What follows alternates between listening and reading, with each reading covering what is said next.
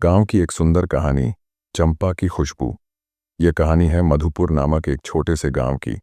वहां मिट्टी की खुशबू थी, रिश्तों में मिठास थी और लोगों में अपनापन। इस गांव में रहती थी एक बूढ़ी अम्मा, चंपा दादी। वह अकेली रहती थीं, लेकिन पूरा गांव उन्हें दादी कहकर पुकारता था। उनका आंगन चंपा के फूलों से भरा रहता था और उनकी बातों में जीवन के अनुभवों की महक होती थी। कहानी शुरू होती है। गांव में एक नई सड़क बनने वाली थी। अधिकारियों ने तय किया कि दादी का आंगन काटकर वहां से रास्ता निकलेगा।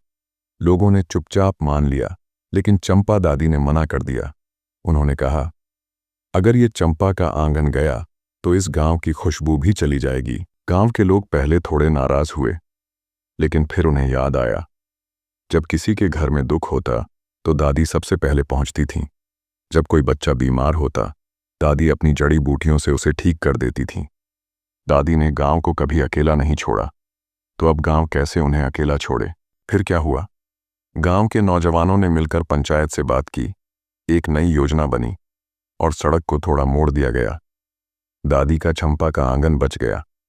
जब सड़क बनी और पहला वाहन गांव में आया, तो सबसे पहले वह चंपा दादी के घर के सामने रुका।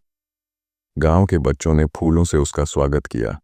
चंपा दादी मुस्कुराईं और बोलीं, अब ये खुशबू दूर दूर तक जाएगी। कभी कभी पुरानी चीजें, बूढ़े लोग और मिट्टी की महक, सब मिलकर एक गांव को गांव बनाते हैं।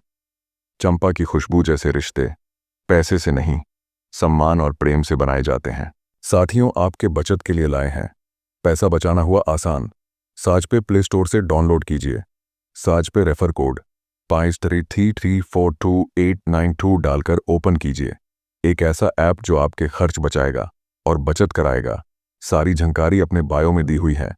आप वहां से पूरी जानकारी ले सकते हैं और अपना अकाउंट सही से बना सकते हैं।